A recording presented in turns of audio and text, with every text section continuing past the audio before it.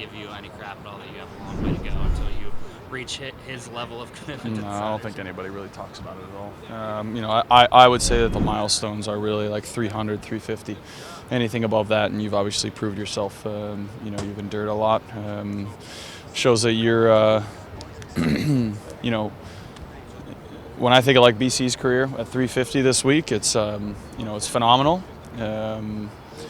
Doesn't even come close to the 200 mark. So in saying that, he's endured a lot. He's been up and down seasons with clubs. He's just been a stand-up guy, and he's always found a home for himself. So that's kind of the guys you want to emulate, are those guys who are breaking that 300, 350 mark. So yeah.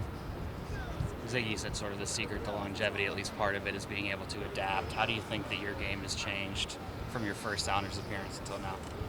Obviously, positionally. I've played a lot of positions here. Scored quite a few goals, but now I find myself, in defense. And it's just a natural switch that kind of happened. So enjoying my time back there, but there are definitely times when you look up and you think maybe you can contribute in the midfield and help out, but at the same time your role is now to play defense and play it well. Sure. Have you had any advice for Jordan as he tries to find his rhythm here in the first couple matches? I think the only thing is keep your ear away from social media, keep your ear away from news, and just keep your head down.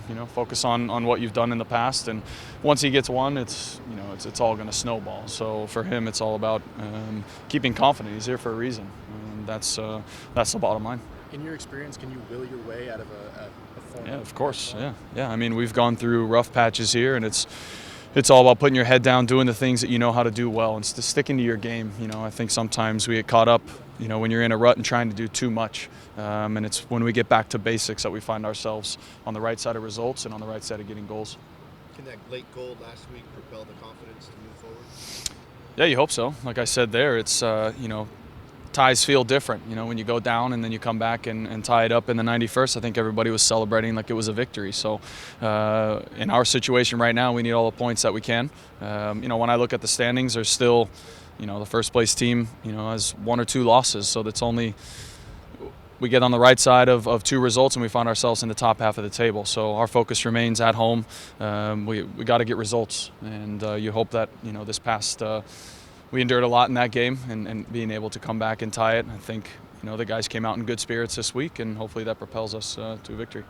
Clint talks a little bit about his rookie year in New England and how it took a little bit of time for him to find his role and his confidence and everything else. Do you remember a similar process coming up and when it all sort of clicked for you? Yeah, I just remember my rookie year coming into camp injured. And then my first practice, Mark Birch yelling at me, telling me to put some effing pace on the ball. And that was my first eye-opening experience of playing MLS. And then, I come on as a sub in 4 games, and then I get injured for the rest of the year. So I would much rather have been in Jordan's shoes, being healthy and on the field and helping the team and contributing than in my situation. So at the drop of a hat, I'd take, not scoring any goals but being on the field than sitting on the sideline and being injured and debating on whether or not I even wanted to play soccer at the time. Sure. Right, the other evolution is you're the captain. Can you talk a little bit about how that came about and how you're the kind of leader? Yeah, honestly, I think how it came about is we were in a rut a couple of years ago, not winning in 8 games, and I don't know who the captain was, but they said, no, I don't want it today. And then the next person said, no, I don't want it. So I was the next person in line. And then from then on, just kept it and tried to keep an even head. I think, one thing that I can provide is that every day I'll come in and put my head down and work and try to keep the guys positive as much as possible, even in a funk. If the training is crap, if people are pissed off at coaches, just try to keep a positive attitude and keep the guys together, most importantly.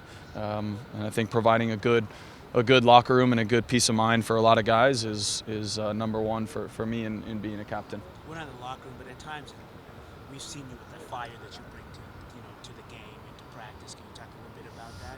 Yeah, I think that just comes out, as you've been in the league for a long time, 200 games, whatever it is you notice things a bit sooner on the field, and you have that seniority to speak your mind, because if you don't and the coaches don't say anything, then it gets swept under the rug, and that's the last thing you want. As soon as you start sweeping too many little things under the rug, all of a sudden there's an explosion. So trying to nip it in the bud as soon as possible, and lighting little fires, I think is number one in that position. But yelling at guys, but letting them know that you're still on their side. You take them to the side after, you say, yeah, this is for the group. It's not me yelling at you because I don't like you. It's because we all need to do better collectively. But at the same time, I have to be responsible for myself. I can't be making 15 mistakes a game and yell at somebody for making a mistake. I've got to be even keel and let them know that, yeah, we all make mistakes, but at the same time, we got to step it up in this situation.